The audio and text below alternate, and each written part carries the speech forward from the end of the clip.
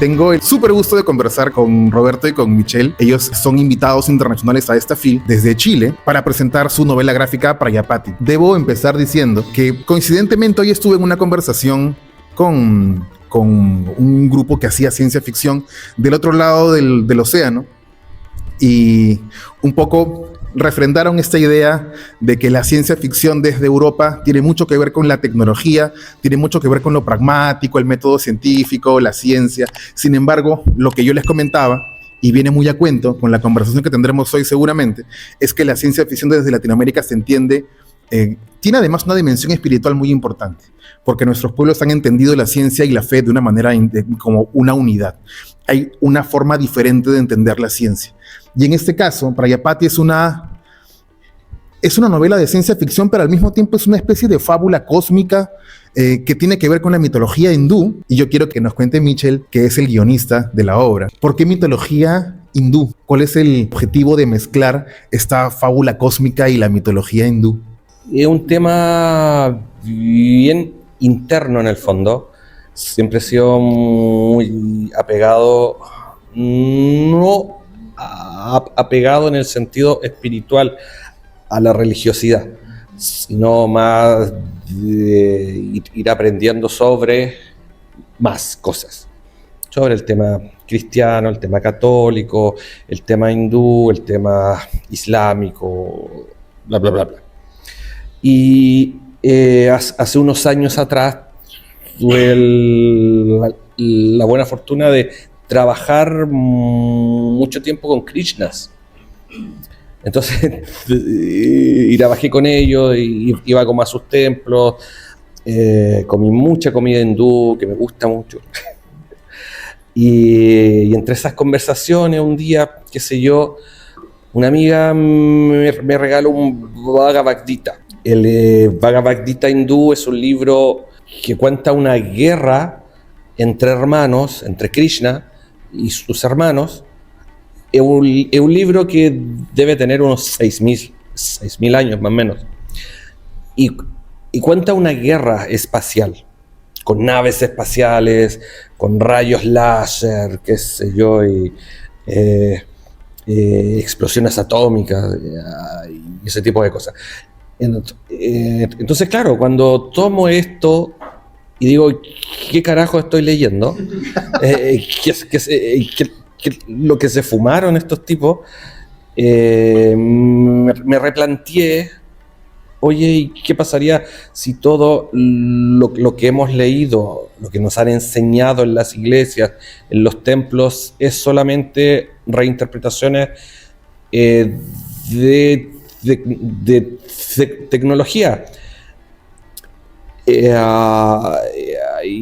en el fondo ahí empecé a tomar, qué sé yo, con mis propias creencias también de los alienígenas ancestrales, que estoy medio con eso. Entonces, claro, tomo el tema de que por qué no pensar que la mitología hindú efectivamente ellos siembran la vida en la tierra. De hecho, el nombre Prayapati es uno de los 120 nombres bases que tiene Krishna, y efectivamente significa sembrador o sembradora. Y ahí es donde dije, oye, aquí hay algo que hay que empujar. Yo quería preguntarle ahora a Roberto, como ilustrador de la novela, al acercarte, al escuchar esta versión, imagino que Michelle te comentó acerca de qué iba la obra. ¿Cuáles fueron tus primeras impresiones? Y además, quiero saber de qué forma un trabajo así, con este contenido tan espiritual, puede llegar a transformar a alguien desde el dibujo. ¿Cómo has hecho ¿Ha cambiado en algo tu concepto del dibujo? Porque vale decir que el dibujo que está plasmado en esta obra es un dibujo muy particular, desde el color, la corporalidad de los personajes. Por eso mi pregunta. ¿Tuviste que romper algunos moldes como ilustrador para llegar al resultado que está en Prayapati? Creo que cuando Mitchell me pasó el cuento y la obra también con el guión, yo creo que éramos un solo cerebro. No podría cómo explicarlo, pero extrañamente como conectamos mucho. Yo siempre me considero como una persona muy solitaria y muy observadora, Y como que Prayapati como que me hablaba de cierta forma, o sea, esta ser que va viajando y va como descubriendo y trata por lo menos como dejar algo, yo diría que muchas de las cosas cuando él aparece contando cómo fue este largo viaje son simplemente como cómo yo me sentía ante esas dudas que tengo acerca del universo. Yo la verdad le tengo mucho miedo a morir, porque creo que no he hecho nada importante en mi vida y cuando me subí al avión para acá, para directo a Perú, las 4 horas de viaje cada rato decía, me voy a morir y no hice nada importante en mi vida, sí, de hecho fue como difícil. Y después dije, creo que me siento como Prayapati esparciendo como este cómic de cierta manera. Y creo que en sí el libro para mí es un viaje que por ahora termina, pero continúa a futuro, o sea, se esparce la semilla con los amigos y las personas que he conocido. Es como medio extraño, es como que vivo la obra de arte y a la vez como que fue un viaje de 10 meses bastante pesado. Acabas de decir una cosa que me ha dejado pensando mucho. En cierta medida, todos los que publicamos en otras latitudes somos Prayapati, porque estamos dejando una semilla de vida, una semilla nuestra que probablemente perdure luego de que desaparezcamos de este mundo. Y eso es lo que me encanta de esta clase de trabajos, que con este tipo de aseveraciones un poco te cambia la lectura en 2 segundos, que es lo que me acaba de pasar a mí. Y yo quería preguntarle a Michel, porque ya conocemos su obra. De hecho, él ya ha venido, esta es la tercera fila a la que está viniendo. El tercer año consecutivo. El tercer año consecutivo. Sí. Michel es ciudadano limeño por adopción.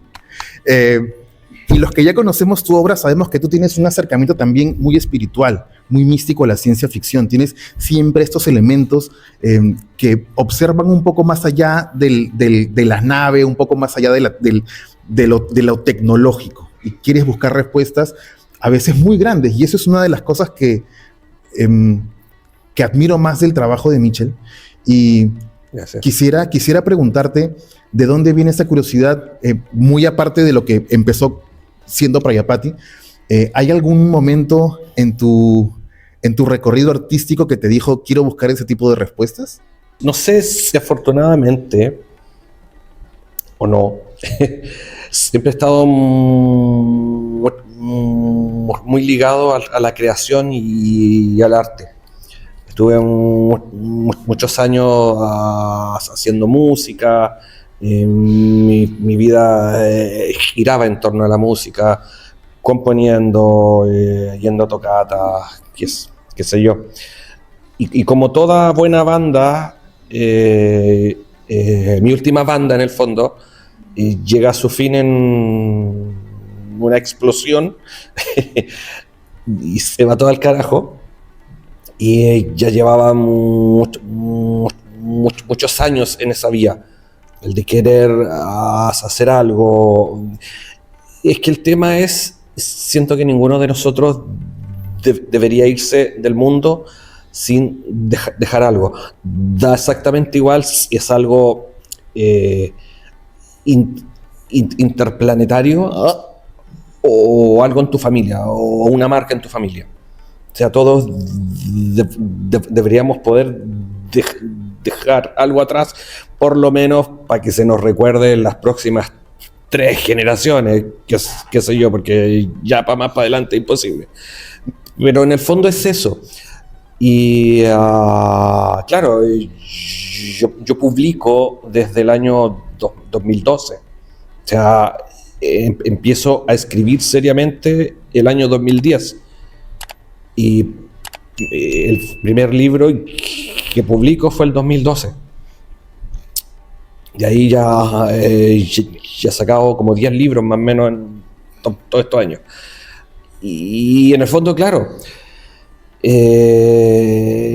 empieza esta inquietud de querer que lo que estáis haciendo sea un poquito mejor que el anterior, un poquito mejor que el anterior, un poquito mejor que el anterior, un poquito mejor que el anterior, para que por lo menos digan, oye, sí, sabéis que algo hizo algo interesante.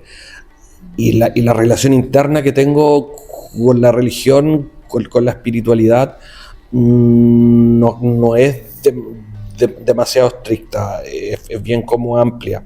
O sea, siento en el fondo que, o sea, cacha,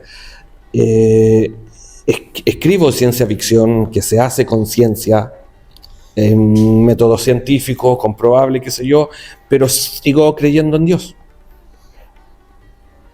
Igual. No en el Dios que te va a castigar, que te va a tirar rayos de barba blanca con 6 dedos en cada mano, no. No, algo más etéreo nomás. ¿Okay? Pero en el fondo, claro, quizás esos mismos dioses no es un Dios etéreo que todo lo ve, pero quizás es alguien que vino acá a dejar una marca genética porque se estaba muriendo y dijo, no quiero que nadie me olvide en el fondo. O sea, ¿ves? Va como por ahí. O sea, en cierto sentido, tú te estás volcando en el personaje de Prayapati también, ¿no? Porque eso es un poco el objetivo de todos los que hacemos esta clase de cosas, es básicamente lo mismo, lo que comentabas un rato, dejar una semilla. Pero hay una historia además que comentábamos cuando presentamos la novela en la FIL, que a mí me parece muy bonita, acerca de la relación que se crea entre ustedes, cómo Roberto se acerca a tu obra, sí, que me parece una relación fascinante, muy, muy bonita, y que al final es un reflejo de todo lo que hay detrás. O sea, detrás de esto hay miedo, hay esperanza. Muchas personas, los que no son cercanos al medio de la historieta, ven que solamente aquí hay una historieta. Pero los que tenemos la suerte y el placer de conversar con los autores, tener ese tipo de conversaciones, vemos que en realidad hay muchas cosas más detrás de estas páginas. Y hay historias entrañables. Entonces, en este momento me toca preguntarle a Roberto, ¿cómo es que te acercas a la obra de Mitchell? ¿Cómo es que se genera esta sinergia para que termina siendo Prayapati? 18 de marzo del 2018, yo estaba por la Feria del Libro de Santiago cuando voy a este puesto y había conocido otro autor y empiezo a hablar con Mitchell y descubrimos que los dos somos muy fan de Dune de Frank Herbert. Y ahí como que empezó a nacer el bromance y me habla acerca de su obra y que llevaba ya el segundo libro escrito y las inspiraciones que había tenido. Y la verdad es que nos llevamos muy bien y yo lo vi en varios eventos hasta que le compré sus novelas y las empecé a leer y lo disfruté bastante. De hecho, cuando me compré la tercera venía con el cuento Prayapati, pero yo no compré la preventa, así que no me venía con el cuento y dije, qué lástima, nunca lo voy a poder leer. Las vueltas que da la vida, la verdad. Y me uní a los Guardianes del Orbe, que era un grupo de fans de las novelas de Mitchell. Y yo le dije a Marian, pero Marian, no he leído los libros de Mitchell. Ah, no te preocupes, eso lo vemos después, simplemente entra. Y cuando empecé a leer las novelas, empecé a hacer ilustraciones y creo que vivía su mundo, o sea, me gustaba mucho. A mí, la verdad, cuando leo una historia, ya sea El Señor de los Anillos, Malaz, Dune, me gusta como esa escena en específico ilustrarla. Y vi en una publicación que iba a salir el cómic de Prayapati. Y yo la verdad me volví loco. O sea, Orbe pasaba a ser cómic. Y yo dije, qué genial. Lo puse anotado y dije, voy a esperar que salga. Y el cómic no salía, y no salía, y no salía, y pasaba el tiempo. Y yo mientras tanto estaba haciendo el cómic para un profesor de la universidad que se llamaba Yetamina 20. Y subí algunas ilustraciones todos los días por Instagram. Y lo curioso es que mi novia y Mitchell eran los únicos que me daban corazón. Y me gustaba pensar que era como la persona del violín tocando y por lo menos 2 personas te estaban viendo tocar y era bonito. Y no sé por qué le dije a Mitchell, ¿sabes qué, Mitchell? Algún día me gustaría sacar algo en tu editorial. Y él me dice, ¿sabes qué? Es gracioso, te quiero comentar de un proyecto que tengo y te lo quiero ofrecer. Yo la verdad no lo podía creer. O sea, me estaba pasando las llaves del reino y me quería dar como esta oportunidad única en la vida. Y me sentí como Brandon Sanderson cuando le ofrecieron terminar la rueda del tiempo. Yo dije, siento que la voy a arruinar, pero no quiero que nadie más la arruine, solo yo. Sí, prácticamente me sentí. Y fue un proyecto de 10 meses, agotador, hermoso, y creo que lo peor cuando estaba a las 4 de la mañana dibujando y sentía que no lo iba a terminar a tiempo para después llegar a Lima y presentarle, decía, tengo que terminar. Y de Eso. tu parte, Michelle, ¿cómo fue este acercamiento? Efectivamente, esto es parte de una saga, la saga Orbe, que es Orbe Dividido, Orbe Oscuro y Orbe Satiri. Al final de Orbe Satiri venía un código QR en el cual todos los que compraban el libro 3 podían descargar el cuento Prayapati, que en el fondo era no una explicación, sino era un pequeño guiño a que el universo era un poco más grande de lo que habían leído antes. Así que se hizo. Y efectivamente yo había empezado a hacer el trabajo con otro ilustrador que también es amigo nuestro, pero no entendió nada de lo que yo le decía, siempre se iba como por el lado de él. Él hace mucho, muchas ilustraciones tipo Marvel, tipo DC, tipos con grandes músculos, personajes femeninos con grandes pechos, y era como, ay, weón, no es lo que yo quiero, amigo. Quiero que Prayapati tenga un estilo más europeo, más estilizado, qué sé yo, se entiende. Mira, ¿cachai quién es Moebius o no? Ah, sí, pero es que no me gusta Moebius. Puta la wea. Y ahí veía yo que el proyecto se me iba al carajo y bueno, se me iba el proyecto. Dije, no. Y me acordé, Roberto, po, weón. Roberto, dije. Roberto conoce la saga, le gusta la saga, ya ha hecho un montón de fanart que habíamos publicado antes, y dije, él me habla y le digo, en serio, justo quería hablar contigo, amigo, y se lo presento el proyecto, le digo, mira, tengo esta idea, acá está el guión, tengo esta idea en mente, ¿sabes qué? Toma, suerte. Y ahí es como parte en el fondo, sí. O sea, no hubo mayor indicación técnica. ¿Confiaste en él absolutamente para el proyecto? Es que mira, confié en él cuando empezó a mostrarme los primeros bocetos, y creo que los primeros bocetos fueron de Saptarchi, que es esta imagen que está como por aquí. Esta era, que es esa imagen que está acá. Esa imagen, y dije, oye, wow, por aquí va la mano, así que amigo, siga y vamos dándole nomás. A mí me gustan mucho los cómics. Cuando escuché la premisa, la referencia de trabajar con dioses y con este lenguaje súper místico, lo primero que me vino a la mente fue en Kibilal, en La Mujer Trampa y toda esta saga, donde hay dioses egipcios en este caso, pero que son vistos con una solemnidad que se alejaban mucho del lector. Sin embargo, cuando vi el trabajo de Roberto, son dioses que, si bien es cierto, tienen obviamente un trasfondo eminentemente divino, solemne, la expresividad en los rostros los acerca mucho, porque son dioses que facialmente son muy expresivos, y creo que eso suma muchísimo, porque vemos a dioses con emociones muy humanas. Exacto, cuando vean la obra van a ver que los dioses tienen esas expresiones que eso los acercan muchísimo al lector. Y esa propuesta es una de las cosas que más me interesó, aparte del color. Y yo quería preguntarte, Roberto, precisamente estos dos aspectos que creo son los que gráficamente resaltan en la obra. La expresión facial de los personajes, ¿cuál es esta decisión para acercarlos y que entendamos directamente sus emociones? Porque tú estás viendo un dios con emociones, se sorprenden, se sienten traicionados y pasan por todo un viaje emocional, y tú lo ves, lo percibes. Y el color. Entonces son esas dos cosas que sí me gustaría conversar contigo. ¿Cuál es el concepto detrás de estas dos decisiones? Las expresiones faciales y el color de la obra, que es tan particular. Bueno, hablando con Chone tras bambalina antes del programa, creo que lo dijo como anillo al dedo. Me dijo, me recuerda las facciones muy de caricatura, y encuentro que también vengo mucho yo de la escuela como del manga.